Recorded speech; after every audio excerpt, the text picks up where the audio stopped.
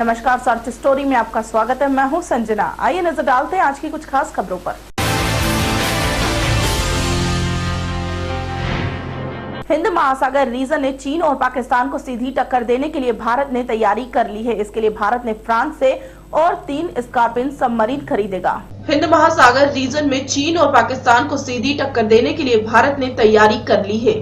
इसके लिए भारत ने फ्रांस से और 3 स्कॉर्पियन सबमरीन खरीदेगा। भारत के 6 सबमरीन मचगांव डाक पर खड़े हैं और 6 न्यू जनरेशन स्टील सबमरीन के अगले साल तक टेंडर जारी किए जाएंगे। आपको बता दें कि इंडियन ओशियन रीजन में चीन भारत के लिए एक चुनौती बनकर उभर रहा है। Bureau report. कटनी के माधवनगर थाना क्षेत्र के संजय नगर के रहने वाले सौतेले छोटे भाई और बहन ने पारिवारिक विवाद के चलते अपने बड़े भाई की डंडा मारकर हत्या कर दी। मध्य प्रदेश कटनी में माधवनगर थाना क्षेत्र के संजय नगर में रहने वाले सौतेले छोटे भाई राहुल कोल और बहन नीलू के पारिवारिक विवाद के चलते अपने बड़े भाई राकेश कोल की डंडा मारकर हत्या कर दी। पुलिस को सुबह 4 बजे सूचना मिली थी कि राकेश कोल की लाश घर से कुछ दूरी पर पड़ी है। जब पुलिस मौके पर पहुंची और आसपास के लोगों से पूछताछ की तो तब मालूम पड़ा कि राकेश कोल को अपने छोटे भाई बहन से रात को विवाद हुआ था। और आसपास के लोगों से जब पूछताछ की तो तब मालूम पड़ा कि राकेश कोल की अपने सौतेले भाई बहन से रात में विवाद हुआ था। तब पुलिस ने राहुल और उसकी बहन नीलू से पूछताछ की। दोनों ने अपने भाई की हत्या करना स्वीकार कर लिया। पुलिस ने आरोपी दोनों भाई बहन को गिरफ्तार कर लिया है। आज सुबह 4 बजे पुलिस को इन्फॉर्मेशन मिली कि संजय नगर में एक राकेश नाम के व्यक्ति की डेड बॉडी पड़ी हुई है। तो उस पर हम लोग वहाँ पहुँचे मौके पर और देखा कि व्यक्ति मृत है। फिर उसके बाद उसके घर पास में ही था, उससे घर जाकर के बातचीत की, पूछताछ की तो पता चला कि पारिवारिक विवाद को लेकर के उसके छोटे भाई जो कि सौतेला है राहुल ने और उसकी बहन नीलू ने मिलके उसका मर्डर किया है। रात भर झगड़ा चलता रहा उन लोगों के बीच में और लाठी से उसने उसके सिर पे इतनी जोर से वार किया कि उसकी डेथ हो गई है। तो इस पर दोनों आरोपियों को अरेस्ट कर लिया गया है और न्यायालय पेश किया। कटनी से यश खरे। कटनी कोतवाली थाना क्षेत्र के स्टेशन रोड स्थित झूलेलाल मार्केट की गली में रात में अखिलेश दुबे चौकीदार की हत्या हो गई थी, जो पुलिस के लिए एक चुनौती बन गई थी। कटनी कोतवाली थाना क्षेत्र के स्टेशन रोड स्थित झूलेलाल मार्केट की गली में रात में अखिलेश दुबे चौकीदार की हत्या की गई थी, जो पुलिस के लिए चुनौती बन गई थी। नगर पुलिस अधीक्षक ने प्रेस वार्ता कर बताया कि 3 युवक और एक नाबालिग झूलेलाल मार्केट में चोरी के लिए गए और चौकीदार जाग रहा था, जिस कारण युवक चोरी नहीं कर पा रहे थे, जिसके कारण उक्त युवकों ने अखिलेश दुबे चौकीदार की हत्या कर दी। चारों आरोपी के विरुद्ध कई आपराधिक मामले दर्ज हैं। पुलिस ने इनके खिलाफ धारा 302 का मामला दर्ज कर गिरफ्तार कर न्यायालय में पेश किया। 2 नवंबर 2015 की दरमियानी रात में झूलेलाल मार्केट के चौकीदार अखिलेश दुबे, जो कि इंडियन आर्मी सिक्योरिटी का गार्ड था, को अज्ञात लोगों ने मार दिया था। और जब सुबह उसकी रिपोर्ट आई थाने में तो हत्या का अपराध पंजीबद्ध कर विवेचना की गई। लगातार हम लोग इस अंधे हत्या का खुलासा करने में 1 माह तक निरंतर प्रयास करते रहे।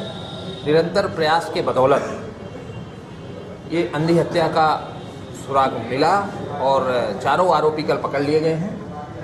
उनसे गहन पूछताछ की जा रही है। ये सातिर चोर हैं, पूर्व में भी कई चोरियां कर चुके हैं और क्या क्या नई चोरियां की हैं उसके बारे में भी पूछताछ की जा रही है। सर, इसको क्या पुलिस रिमांड में? हाँ, बिल्कुल लेंगे।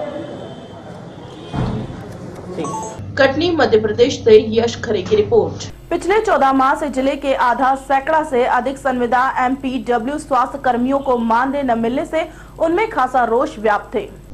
महोबा में जिला चिकित्सालय सहित प्राथमिक व स्वास्थ्य केंद्र में 68 MPW तैनात हैं। इन MPW कार्यकर्ताओं के भरोसे जिले में मलेरिया, फलेरिया और पल्स पोलियो के काम होते हैं, लेकिन इन कार्यकर्ताओं को पिछले 14 माह से वेतन नहीं दिया गया, जिससे ये कर्मचारी परेशानियों का सामना कर रहे हैं। कई बार अधिकारियों ने इस बाबत फरियाद की गई, लेकिन उन्हें वेतन नहीं मिला। 1 साल से अधिक समय से वह कई बार मानदेय के लिए ज्ञापन सौंपकर अपनी आवाज बुलंद कर चुके हैं, लेकिन कोई सुनने वाला नहीं है। मानदेय न मिलने से MPW के परिवारों के सामने आर्थिक संकट खड़ा हो गया है। इनकी माने तो उन्नाव में 6-6 माह का मानदेय दिया गया है, लेकिन महोबा में कुछ नहीं हुआ और स्वास्थ्य विभाग के जिम्मेदारों द्वारा उनसे अभद्रता की जाती है। इसी को लेकर एमपीडब्ल्यू कर्मियों ने धरने की शुरुआत की। उन्होंने ऐलान किया कि जब तक मानदेय नहीं मिलता उनका संघर्ष जारी रहेगा। जबकि इस पूरे मामले को लेकर सीएमओ महोबा सुधीर वार्ष्णेय का कुछ और ही कहना है। उन्होंने बताया कि एमपीडब्ल्यू के वेतन का मामला हाई कोर्ट में चल रहा है। इन्हें केंद्र सरकार द्वारा संविदा में रखा गया था। ऐसे में इन्हें वेतन देना संभव नहीं है। अब मामला हाई कोर्ट में भी चल रहा है। लोग एमपीडब्ल्यू पद पर कार्यरत हैं। हम लोगों को पिछले 14 महीने से वेतनमान नहीं मिला है और इसके पहले भी कई बार ज्ञापन के माध्यम से उच्च अधिकारियों को सूचित किया गया और पिछली बार जब सीएमओ साहब को ज्ञापन दिया तो उन्होंने स्पष्ट ये कहा था कि कहीं भी पूरे प्रदेश में अगर वेतन मिलता है तो हम अपने यहाँ वेतन दे देंगे। उन्नाव में हाल में ही 6 महीने का वेतन दिया गया है।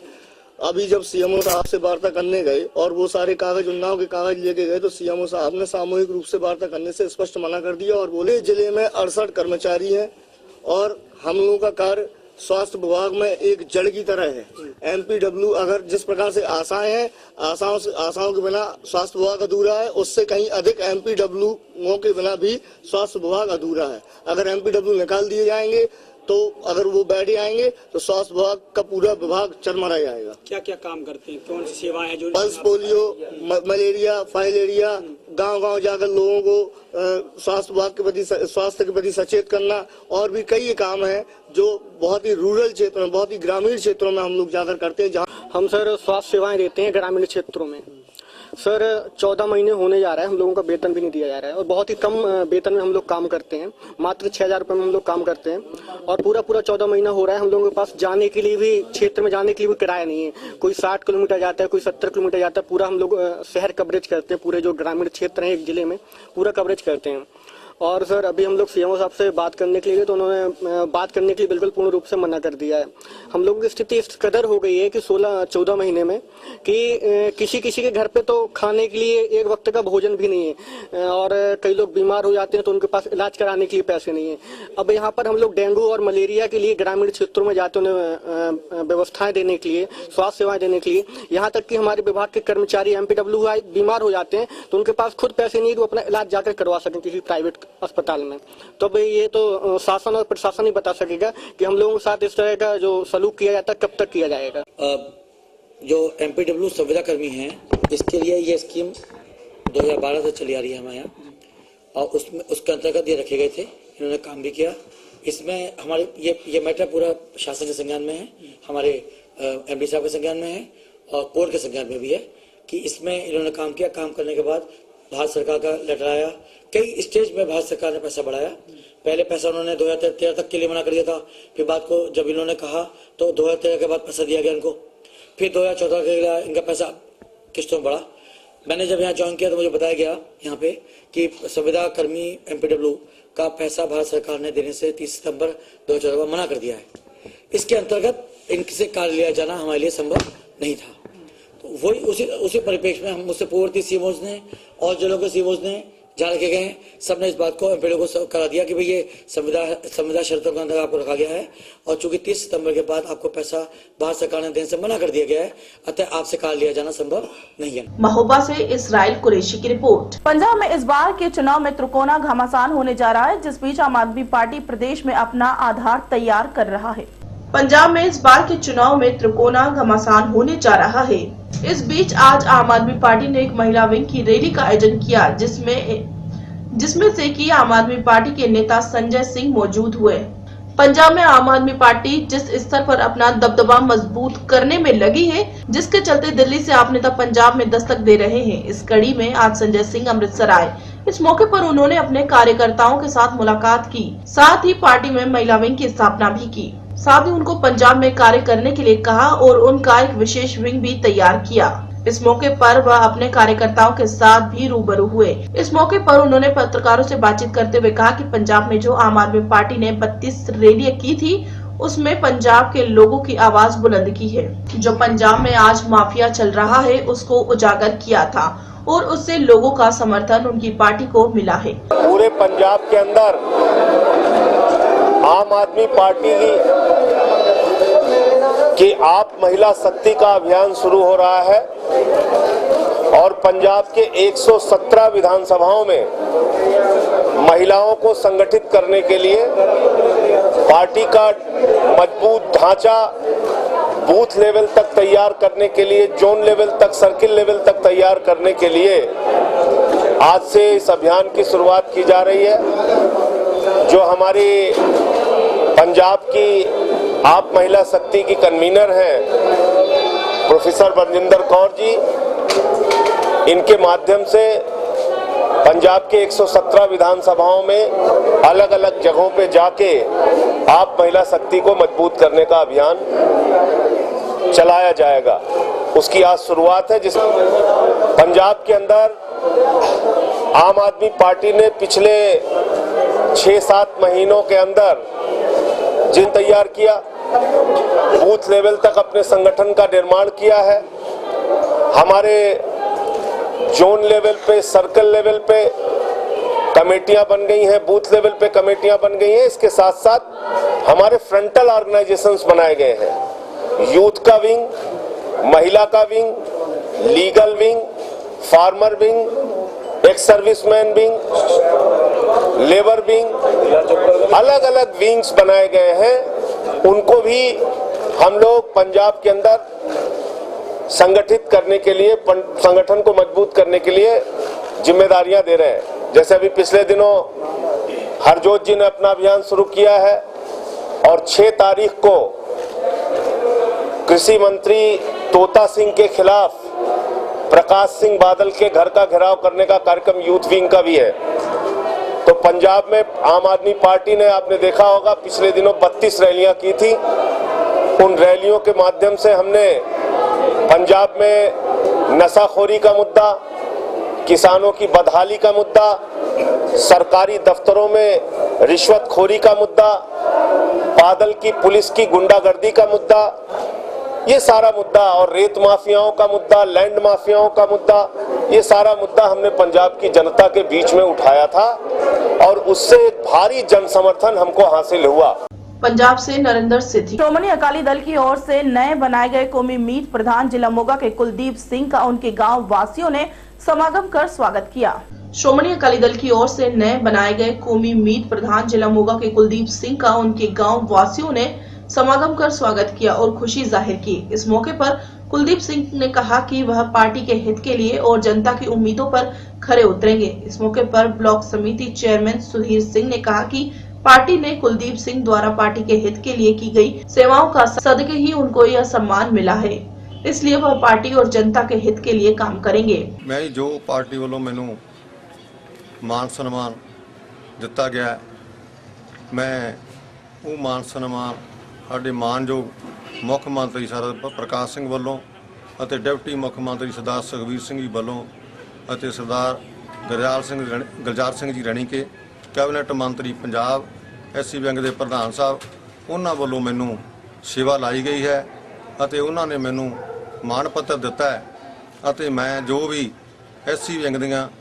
गतिविधियां मैं उन्होंने घर घर विच पहुँचावांगा ਅਤੇ मैं जो भी साडे पिंड दे पतवंतियां वालों मैनू मान मिलिया, मैं पिंड वासियों का, मेरे नगर के इलाके के जो भी NRI वीर है, मैं उन्हों का भी धन्नवाद करदा जिहड़े कि मैनू मान सन्मान अज दिंदे है ਅਤੇ मैं उन्हों का भी मतलब चेचे तौर पर धन्नवाद करदा।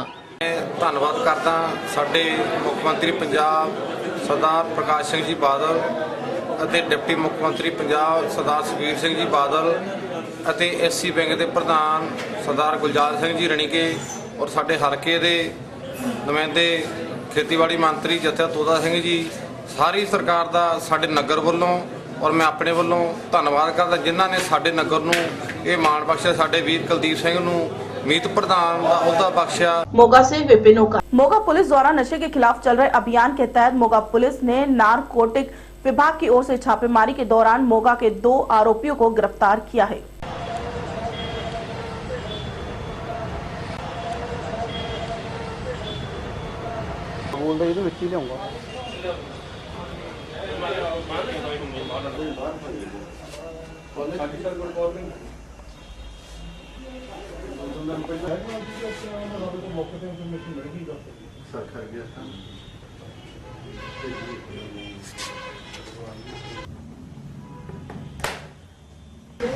पट्टियां गई ਮਾਨਯੋਗ ਐਸਐਸਪੀ ਸਰਦਾਰ ਮੁਖਮਿੰਦਰ ਸਿੰਘ ਭੁੱਲਰ ਜੀ ਦੀ ਦਿਸ਼ਾ ਨਿਰਦੇਸ਼ ਤੇ ਅਸੀਂ ਨਸ਼ਾ ਵਿਰੋਧੀ ਮੁਹਿੰਮ ਚਲਾਈ ਹੋਈ ਹੈ।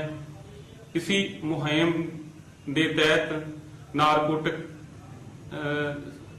ਦੇ ਇੰਸਪੈਕਟਰ ਸਤਪਾਲ ਸਿੰਘ ਨੇ ਇਤਲਾਹ ਮਿਲ ਕੇ 2 ਵਿਅਕਤੀਆਂ ਨੂੰ ਕੇਦਾਰਨਾਥ ਗੁਪਤਾ ਅਤੇ ਮਾਨ ਸਿੰਘ ਪੁੱਤਰ ਸਾਧੂ ਸਿੰਘ ਵਾਸੀ ਗੁਰੂ ਨਾਨਕਪੁਰਾ ਮਹੱਲਾ ਮੋਗਾ ਨੂੰ ਗ੍ਰਿਫਤਾਰ ਕੀਤਾ ਅਤੇ ਇਹਨਾਂ ਦੇ ਕਬਜ਼ੇ ਵਿੱਚੋਂ 200 ml ਦੀਆਂ 800 ਸ਼ੀਸ਼ੀਆਂ ਜਿਨ੍ਹਾਂ ਵਿੱਚ ਨਸ਼ੀਲਾ ਤਰਲ ਪਦਾਰਥ ਭਰਿਆ ਹੋਇਆ ਸੀ ਬਰਾਮਦ ਕੀਤੀਆਂ, ਜਿਨ੍ਹਾਂ ਦੇ ਖਿਲਾਫ 22 NDPS ਐਕਟ ਤਹਿਤ ਮੁਕੱਦਮਾ ਦਰਜ ਕਰਕੇ ਤਫਤੀਸ਼ ਸ਼ੁਰੂ ਕੀਤੀ ਗਈ ਹੈ।